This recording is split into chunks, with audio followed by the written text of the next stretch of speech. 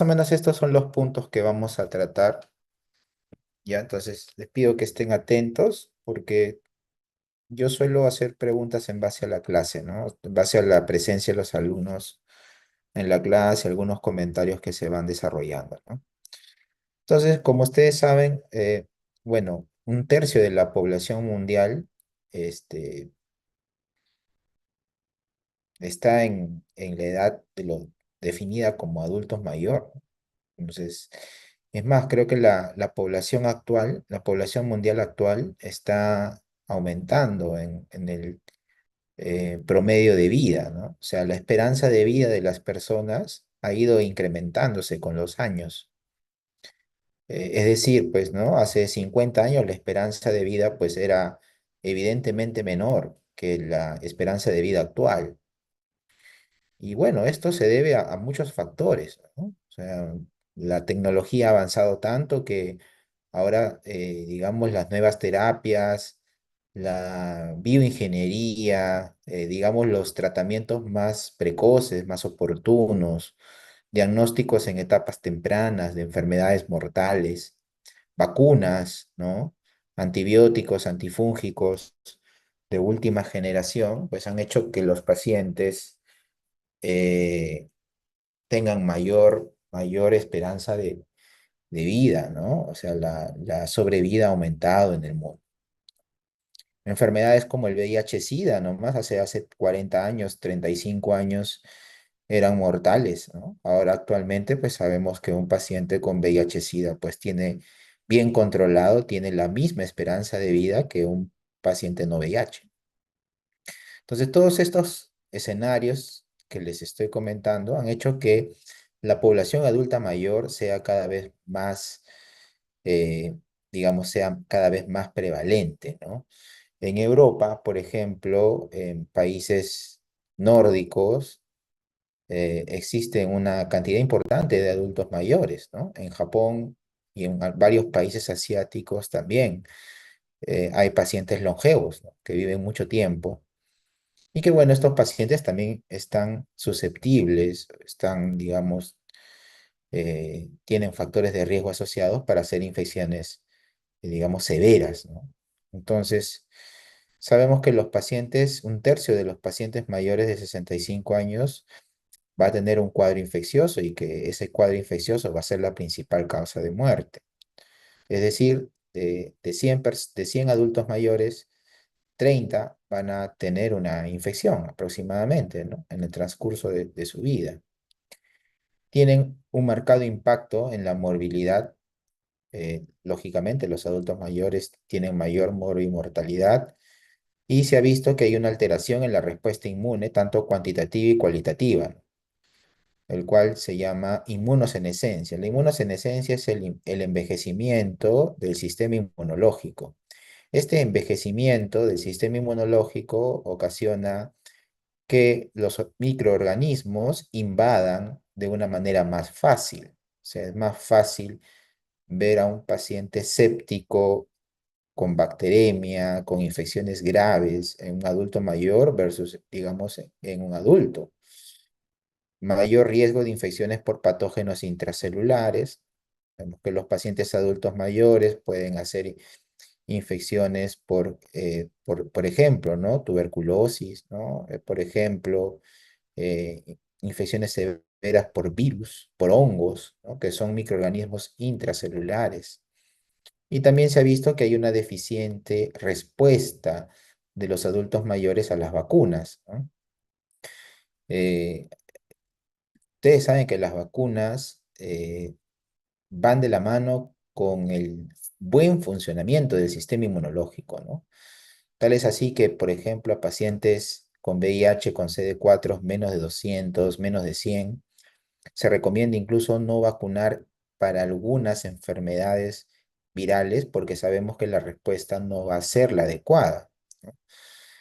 Eh, Esto también aplica para los adultos mayores, ¿no? Hay vacunas que no se recomiendan en adultos mayores porque la respuesta no va a ser la que uno espera. También se ha visto que hay un deterioro de los mecanismos de defensa contra hongos y patógenos virales debido a la alteración de las señales de las vías de algunas citoquinas, ¿no? Ahora, yo no estoy diciendo que no se deba vacunar a un adulto mayor. Lo que estoy diciendo es que hay algunas vacunas que van a tener una baja respuesta. Por ejemplo, yo les recomendaría a ustedes que recomienden a sus abuelos y a sus padres vacunarse contra el neumococo, por ejemplo. Pacientes mayores de 60 años deberían tener una vacuna, deberían vacunarse contra el neumococo. Sabemos que el neumococo puede ocasionar una enfermedad invasiva en los adultos mayores. También les recomendaría a los mayores de 55 años vacunarse contra el herpes zóster, ¿no? Una infección viral ocasionada por la reactivación del virus de la varicela zóster, que justamente se da en población adulta mayor, ¿no? ¿Cuántos adultos mayores seguramente ustedes han visto en sus prácticas, en la consulta, sobre todo de dermatología, medicina interna, infectología, que vienen por herpes zóster con mucho dolor, ¿no? Con unas erupciones, ¿no? Que describen un dermatoma, ¿no? Y que ocasionan mucho dolor. Entonces son vacunas que se deben administrar a los adultos mayores. Pero lógicamente, mientras más edad tenga el paciente, es diferente vacunar a un paciente de 60 años que vacunar a una de 90, por ejemplo, ¿no? Entonces, podemos decir que un paciente de 90 años va a tener una respuesta más pobre a la vacunación en comparación a uno de 60 o 65. Entonces, más o menos ese es el mensaje, ¿ya? No estoy diciendo que no se deban vacunar, simplemente que la vacuna debe ser en el momento oportuno. ¿Qué más? Eh, la población de individuos, como le decía, había aumentado, ¿no? La infección respiratoria principalmente son las neumonías en adultos mayores. También una infección importante en los adultos mayores son las citus. Ustedes han visto seguramente, ¿no? Los que han rotado en medicina interna, bastantes pacientes adultos mayores con ITU, con neumonía, ¿no? Entonces, yo diría que son las dos principales infecciones en adultos mayores. Y una característica importante de los adultos mayores es que, es que la gran no la gran mayoría, pero un buen porcentaje de ellos pues no hace fiebre, ¿no? Entonces hay que tener cuidado, ¿no? Entonces, no esté haciendo fiebre un paciente adulto mayor no significa que no tenga una infección, ¿ah? Y eso siempre lo recalco, ¿no? O sea, entonces hay algunas, digamos, hay algunas definiciones o algunas orientaciones que podrían ayudarnos en el adulto mayor, ¿no? Por ejemplo, ¿no? 37,8 en un adulto mayor ya debe ser considerado fiebre. Dos temperaturas orales mayor de 37,2 o rectales mayor de 37,5 también ya debe ser considerado fiebre. O un incremento de la temperatura en 1,1 grados centígrados de su temperatura basal. Eso ya debe ser considerado como fiebre. Entonces, no esperemos que un adulto mayor nos haga 39 grados, 38,5, ¿no? Bueno, si lo hace bien, ¿no? O sea, ya la fiebre está definida, pero hay que tener cuidado y no ser tan ligeros en decir no tiene fiebre y por lo tanto no hay infección. Hay otras cosas más, hay otros parámetros más que debemos de evaluar para definir si un paciente está infectado o no. Entonces, la sepsis ha tenido varias definiciones a lo largo del tiempo, ¿no? Ustedes pueden revisar, ¿no? Desde el año 1992, de repente, los consensos que se han venido dando, donde a la sepsis se le catalogaba como una infección más una respuesta inmunológica no controlada, ¿no? Son las primeras definiciones, ¿no? Los conceptos de SIRS, ¿no? Síndrome de respuesta inflamatoria sistémica. Pero estos conceptos han ido evolucionando, ¿no? Conceptos que se tiene actualmente de la sepsis es el concepto de sepsis 3, ¿no? La sepsis 3. ¿Qué dice la sepsis 3? La sepsis 3 dice que la sepsis es una disfunción de órganos que amenaza la vida, causada por una respuesta no controlada del huésped a la infección. Entonces, sepsis es disfunción de órganos que amenaza la vida. Entonces, si ustedes tienen un paciente infectado que tiene disfunción de algún órgano, eso ya es sepsis. Doctor, sepsis porque tiene leucocitos en 20.000. No, eso no es sepsis. Porque tiene leucocitos 20.000 no es sepsis. Porque está haciendo fiebre no es sepsis, ¿no? Tiene que tener, sepsis, o se define sepsis si es que tiene una infección más disfunción de un órgano. ¿Y cómo vamos a evaluar la disfunción del órgano? Para eso existen el score SOFA, ¿no? Que ustedes lo deben haber ya oído anteriormente, ¿no? Evaluamos la parte de respiración con el PAFI, ¿no? Bajos PAFIs, la coagulación, evaluamos a través de un hemograma donde vemos trombocitopenia, el hígado con las bilirrubinas elevadas, la hipotensión, evaluando el sistema cardiovascular, la encefalopatía, el trastorno de sensorio, el cual estaríamos evaluando el sistema nervioso central, y cuando evaluamos la parte renal, estamos solicitando o viendo los resultados de la creatinina o el bajo gasto cardíaco, perdón, el bajo gasto urinario, ¿no? O el bajo flujo urinario. Entonces, si el paciente tiene una de estas alteraciones, ya sea a nivel respiratorio, a nivel de la coagulación, a nivel hepático, a nivel cardiovascular, sistema nervioso central o renal, decimos que ya está en sepsis, ¿no? Entonces, la sepsis no lo hace la leucocitosis, no lo hace la PCR y no lo hace la procalcitonina. ¿Ya? Esos son marcadores de inflamación e infección, ¿no? Sepsis es infección más la disfunción de un órgano, ¿de acuerdo? Evaluado por el score SOFA, ¿ya? Entonces, eso tiene que quedar claro, ¿no? Bueno, como les decía, la mortalidad ha ido disminuyendo en las UCIs de países del primer mundo, ¿no? Por todo lo antes comentado, ¿no? La tecnología, los antibióticos, antifúngicos, los diagnósticos tempranos de las enfermedades infecciosas, los tamizajes, etcétera, ¿no? Las medidas preventivas, profilaxis, tantas cosas que ahora existen, ¿no? Entonces, más o menos para que ustedes se den cuenta cuál es la incidencia y la tendencia de la sepsis en los hospitales, en varios hospitales de los Estados Unidos, más o menos se van a dar cuenta de que la edad promedio de los pacientes con sepsis en los Estados Unidos es de 66,5 años, o sea, adultos mayores, ¿no? O sea, el promedio de edad es 66 años. Muchos de los pacientes con sepsis tienen comorbilidades, ¿no? Las comorbilidades más frecuentes son diabetes, enfermedad pulmonar crónica, enfermedad renal, falla cardíaca, cáncer. Y lo que llama la atención es que de todos estos pacientes con sepsis, solamente el 17% tenían cultivos de sangre positivos, ¿no? Entonces, no, porque tengo hemocultivos negativos, un hemocultivo negativo no me descarta sepsis. Acuérdense que a veces los cultivos pueden salir negativos, ¿no? Si salen positivos, en buena hora, ¿no? Nos ayudan a tomar decisiones terapéuticas, digamos, más acertadas, ¿no? Porque ya no estaríamos dando coberturas empíricas, sino coberturas dirigidas.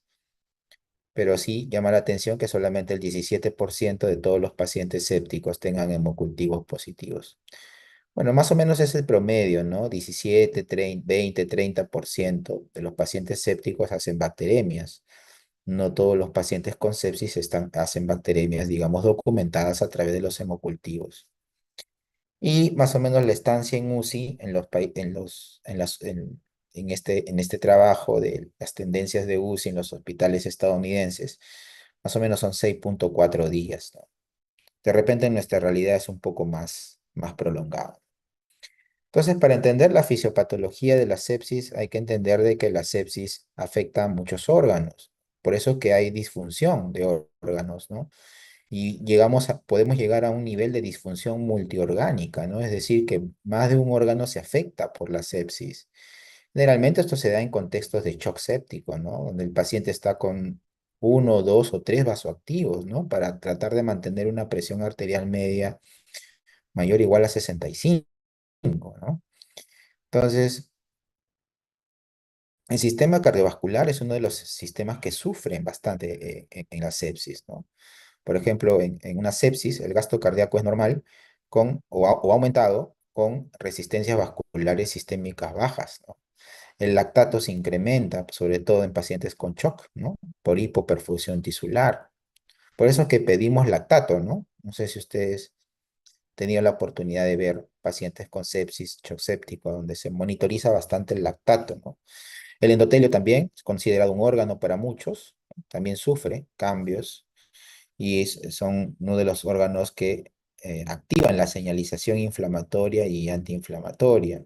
También ocurren alteraciones en la microcirculación, ocurren alteraciones a nivel digamos, de los factores anticoagulantes, puede haber coagulación intravascular diseminada. Es un estudio, digamos, en modelos animales, donde se ve que un paciente con sepsis, pues la microcirculación, se ven cambios en la microcirculación. También se afecta el pulmón, puede haber ARTS. ARTS es el síndrome de distrés respiratorio agudo, ¿no? Propio de la sepsis por la gran liberación de citoquinas que provocan inflamación a nivel del pulmón. Por eso los pacientes con sepsis, sin tener neumonías, terminan conectados a ventilación mecánica. Ustedes dicen, pero ¿por qué está conectado a ventilador si el foco no es urinario? Perdón, si el foco no es pulmonar, es urinario o es térmico o es simplemente o es una endocarditis, etcétera, ¿no? Es porque el pulmón también sufre y se provoca un ARTS secundario a una sepsis y el paciente tiene que estar conectado a ventilación mecánica, ¿no? También el hígado sufre, ¿no? Hemos visto que la elevación de las bilirrubinas es un marcador de daño hepático, ¿no? Por sepsis. Y acá miren ustedes esta gráfica donde ven que muchos órganos sufren en sepsis, ¿no? Pulmones, cerebro, la encefalopatía, el hígado, la coagulación, etcétera, ¿no? También una alteración frecuente que se ve en sepsis es la injuria renal aguda, ¿no? La injuria renal aguda es una alteración en sepsis, ¿no? Se ve, por ejemplo, que hay necrosis tubular aguda, ¿no? En sepsis. Eh, si un paciente tiene sepsis y además tiene injuria renal aguda, su pronóstico se ensombrece un poco, varía un poco, la mortalidad aumenta en ese paciente, ¿no? ¿Qué más? Vemos alteraciones en el sistema nervioso central, el paciente puede tener encefalopatía, delirio, ¿no? Además, por la injuria renal o la injuria hepática también puede haber alteraciones en el sistema nervioso central. El paciente séptico también es un paciente inmunosuprimido, ¿no? Se ha visto claramente que los pacientes sépticos tienen bajos niveles de CD4, CD8 y CD3, ¿no? O sea, el paciente séptico es un paciente inmunosuprimido.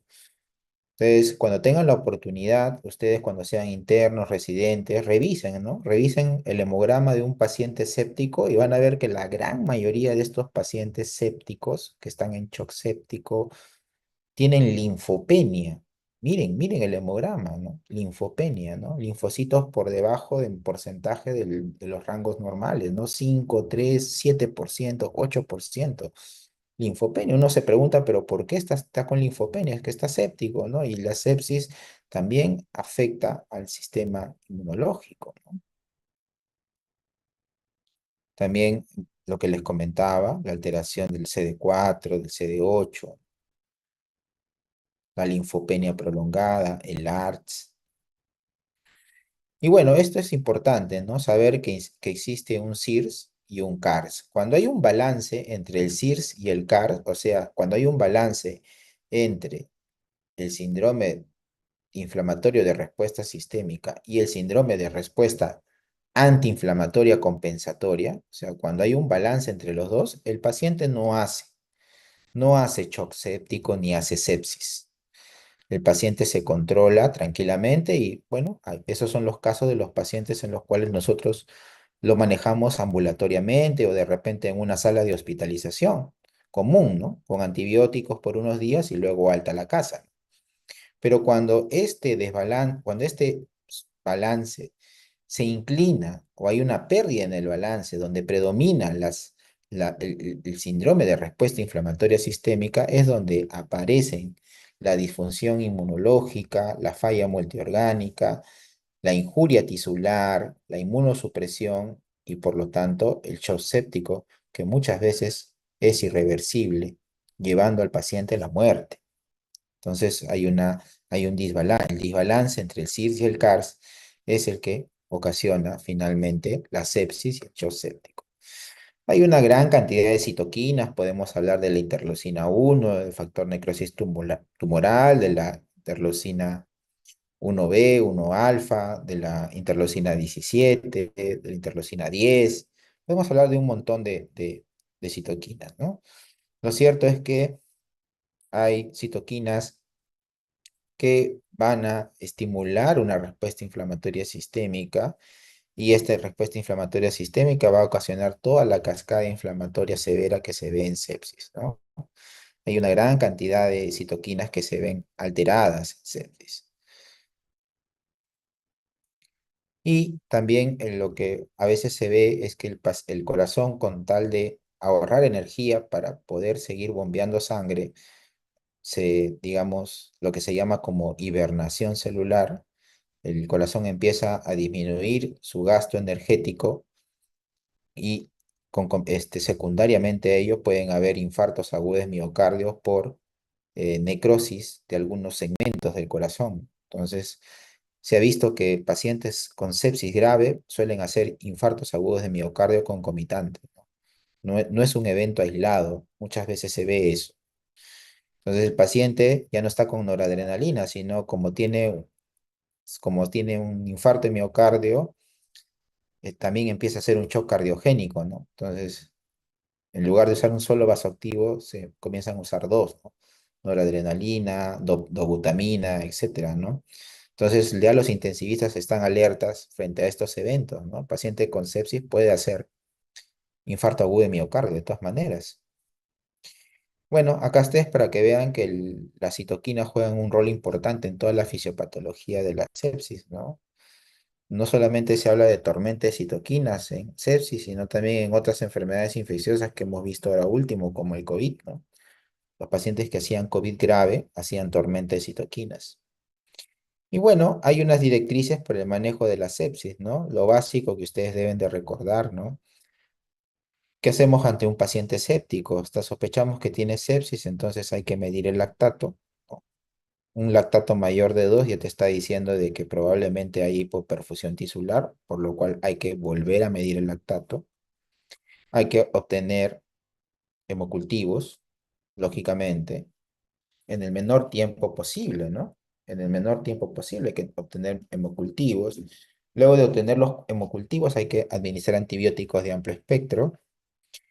Luego, si es que a pesar de, digamos, estas medidas, el paciente está hipotenso o el lactato aumentó a mayor o igual a 4 milimoles, hay que resucitar con fluidos, ¿no? Resucitación con fluidos. Si el paciente no responde a la resucitación con fluidos, hay que iniciar vasopresores, ¿no? El vasopresor que más se utiliza es noradrenalina, ¿no? También seguramente ustedes van a ver casos de pacientes que tienen dos o tres vasopresores, ¿no? Noradrenalina, vasopresina, adrenalina, ¿no? A veces dobutamina también cuando hay también injuria miocárdica. Esto es lo que se debe hacer a los pacientes, la recomendación que se debe hacer en un paciente séptico en la primera hora, ¿no? Medir el lactato, tomar hemocultivos, administrar antibióticos, resucitar con fluidos, si no hay respuesta a la resucitación con fluidos, iniciar vasopresores. El diagnóstico de sepsis es un reto realmente, ¿no? Hay muchas patologías que pueden simular sepsis, ¿no? Les decía el infarto agudo de miocardio, les decía la falla cardíaca, ¿no? Son patologías que pueden simular sepsis. Una insuficiencia suprarrenal aguda puede simular una sepsis también. Entonces, es un reto. Entonces, esto ya va a depender de la experiencia clínica, de la sospecha clínica, ¿no? Entonces, es un arte. La medicina, seguramente ustedes deben haberlo escuchado. La medicina no solamente es ciencia, no solamente es ciencia pura, sino también es un arte, ¿no? Y como todo arte, como todo artista, para adquirir esa destreza necesitamos años de entrenamiento, ¿no? Ustedes, por ejemplo, están caminos a ser artistas, ¿no? De la medicina, porque están camino, digo, porque están en proceso. Ahorita ustedes no tienen mucha experiencia viendo pacientes, entonces eso ustedes lo van a adquirir con los años. Pero lo que sí no deberían olvidarse es que al menos ustedes tienen un paciente con alguna de las características que estamos conversando el día de hoy, ustedes deben plantear el diagnóstico de sepsis. Deben saber que la principal causa de sepsis en un adulto mayor generalmente son las neumonías y las infecciones urinarias. Entonces hay que buscar eso en estos pacientes, ¿no? Hay que buscar, ¿no? Hay que tomar cultivos, hay que tomar una radiografía de tórax, hay que tomar urocultivos, hay que hacer un buen examen físico, hay que explorar bien al paciente, una buena historia clínica, conversar con los familiares. Muchas veces estos pacientes no dan buenos datos. Entonces, eso es lo que se les pide a ustedes, ¿no? De repente no hacer un diagnóstico preciso, fino, claro, pero sí tener la sospecha, ¿no? Y saber qué paciente está grave y qué paciente no, cuándo derivar a un paciente y cuándo manejarlo de repente tú en tu contexto, en la situación en el centro de salud o en el lugar donde te encuentres. Esa es la idea, ¿no? La idea de no, digamos, de si no te parece que fuera sepsis, no usar antibióticos, ¿no? Evitar tomar cultivos por cultivar, ¿no?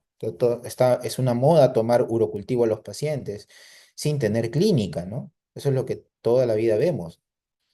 No sé por qué toman urocultivos a pacientes que no tienen síntomas urinarios. O sea, ¿cuál es el objetivo de tomar urocultivos a gente que no tiene síntomas urinarios? Entonces, es algo que pareciera que es lógico, pero que se hace, ¿no? Y bueno, eso lleva a muchos errores diagnósticos, ¿no? Los cultivos, que son importantes, idealmente antes de iniciar antibióticos, pero si por algún motivo no se puede tomar los hemocultivos, el inicio del antibiótico no debería demorar tanto. Hay que solicitar biomarcadores, ¿no? Los biomarcadores disponibles que tenemos para que nos inclinen hacia la balanza de la infección. Básicamente, la procalcitonina es la más específica, ¿no? La PCR, ustedes saben que se puede elevar en varias situaciones no infecciosas, ¿no? La procalcitonina seguramente es la más específica, ¿no? La BCG no la usamos mucho para sepsis, la usamos más para infecciones subagudas crónicas, no la usamos tanto para infecciones agudas. La PCR y procalcitonina es la que más usamos. También hay que solicitar imágenes, ¿no? A veces el paciente no te da muy buenos datos desde el punto de vista clínico. Hemos tenido muchos casos de abscesos intraabdominales en los cuales el paciente no venía por dolor abdominal, ¿no? O refería una ligera molestia inespecífica en el abdomen, que eso confunde, ¿no? Por eso dicen, no, no hay dolor abdominal, es inespecífico y termina siendo pues un absceso hepático o un absceso intraabdominal o un absceso residual posquirúrgico, ¿no? Entonces, hay que pedir imágenes de todas maneras si el diagnóstico o el foco de sepsis no está claro, ¿no? Lo importante cuando tú planteas sepsis es encontrar el foco, ¿no? A veces el foco no está claro, por eso existe digamos, existe el término sepsis sin foco, ¿no? Porque a veces no se encuentra el foco, no está claro cuál es el foco, ¿no? Entonces hay que hacer imágenes, hay que solicitar cultivos, imágenes, y eso nos va a ayudar a dilucidar, ¿no? Cuál es el foco de la sepsis. La PCR, que ya habíamos hablado, la procalcitonina. Hay algunos otros marcadores como el lactato, pero el lactato más te habla de hipoperfusión tisular. Y la proadrenomedulina, que, bueno, entiendo que en otros contextos se puede usar. Entonces, por la parte de manejo, yo les comentaba que no deberíamos tardar mucho en iniciar antibióticos de amplio espectro, ¿no? El tema, yo creo que el tema en países de bajos ingresos o bajos y medianos ingresos como el nuestro es que las emergencias están muy colapsadas y esto de aquí pocas veces se cumple, ¿no? Entonces, un paciente que llega a la emergencia por sepsis, yo dudo mucho que se inicie el antibiótico en una hora, ¿no? Hasta que lo ve el especialista y todo eso, de repente pasan más de 3 o 4 o 5 horas. Entonces hay que saber, por eso, definir bien el caso, ¿no? Si les parece sepsis, de todas maneras, cultivos, iniciar antibióticos, ¿no? Buscar el foco, ¿no? O sea, esa primera dosis de antibióticos te da como que 12 a 8 horas para que busques el foco, ¿no? Le hagas una tomo, radiografía, exámenes de laboratorio, ¿no? ¿sí? Porque los antibióticos generalmente se administran cada 8, cada 12 o cada 6 horas. Entonces, hasta la siguiente dosis tienes una cantidad de horas para investigar, ¿no? El tema es que un solo médico puede tener varios pacientes a cargo y bueno, eso no se cumple, ¿no? O los procesos son muy lentos, ¿no? El laboratorio viene muy tarde a tomar la muestra, los resultados demoran mucho, ¿no? No hay tomógrafo, ¿no? Etcétera. O no hay cita para tomógrafo en el momento. Son varios motivos por los cuales nos demoramos mucho en hacer diagnóstico y eso impacta en la mortalidad, ¿no? Por eso es que la mortalidad de sepsis en países de primer mundo es bastante más baja que la nuestra, que en países de bajos y medianos ingresos. Si nos comparamos con África, seguramente nosotros estamos mejor, ¿no? Pero en comparación a países de primer mundo, yo creo que nuestra mortalidad es un poquito más alta, ¿no? Por varios motivos, ¿no? Entonces, eso es la realidad y yo les traía esta lámina con estos datos para que ustedes se den cuenta que el inicio precoz de antibióticos pues, puede mejorar la sobrevida de los pacientes. Ahora, ¿con qué antibiótico iniciar? Ya eso también es, como les decía, es un arte, ya de acuerdo a la experiencia, ustedes van a ir iniciando sus esquemas de antibióticos. Si sospechas que es una infección pulmonar, una neumonía adquirida en la comunidad, iniciarás antibióticos para ello. Si te parece que es una ITU, también para ello.